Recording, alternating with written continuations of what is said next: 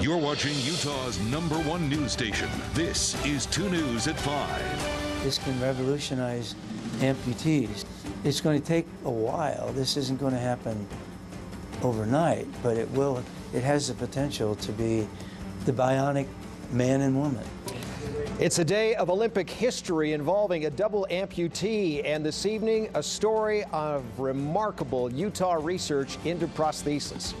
Good evening. Thanks for joining us for 2 News at 5. For the first time ever, a double amputee has competed in the Olympics. South Africa's Oscar Pistorius runs on carbon fiber blades, and he was fast enough today to qualify for the 400-meter semis. More about him in just a moment. But first, cutting-edge research on prosthesis happening right here in Utah. Stella Thurkill on our top story from the VA hospital. Stella, the world may pay attention to Oscar today and also pay attention to what's happening right here in Utah. That's right, Brian. The VA Medical Center and the University of Utah are collaborating on what is being called a groundbreaking project. Now, currently, an amputee has to put a socket over their amputation before they attach to the prosthetic, and that can cause irritation and other issues because it's right on the soft tissue. Well, this new experimental device attaches right to the prosthetic.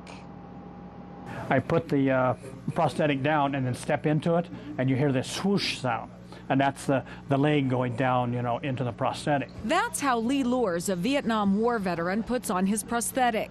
He lost his leg after developing diabetes in 1990.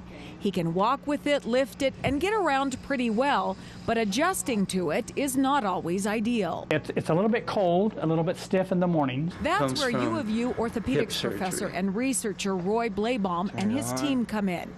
They have just finished developing something much better, a new type of attachment they call revolutionary and groundbreaking. The prosthesis is attached direct to the bone.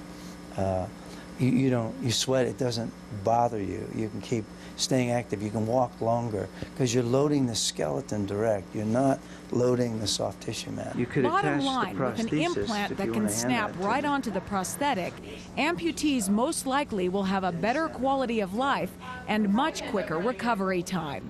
It's big news considering the growing number of amputees. In the VA system alone, I think there's about 55,000 amputees. In the U.S., there's close to 5 million. The research is costly. So far, the tally to try it out is at $15 million. It will probably take another $5 million to test it on nearly a dozen amputees. But the results could be staggering. It's going to take a while. This isn't going to happen overnight, but it will. It has the potential to be the bionic man and woman.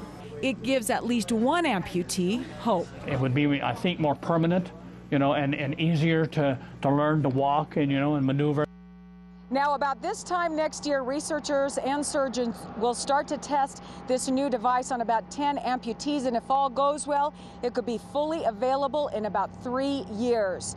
Funding has come from the VA, the National Institute of Health, the Department of Defense, and private and corporate sponsorship. And Brian, what is amazing, Dr. Blabaum says that neurochips from the brain can come through this implant too, which is much better. And European patients who have worn it said they can feel the difference between walking on stones and walking on gravel, and it prevents these amputees from stumbling. Absolutely amazing, and it's happening right here in our backyard. Back to you. Timing is really good today, Stella. I mean, to do this story on a day where we have Olympic history, it's remarkable. Okay, Stella Thurkill from the VA for us.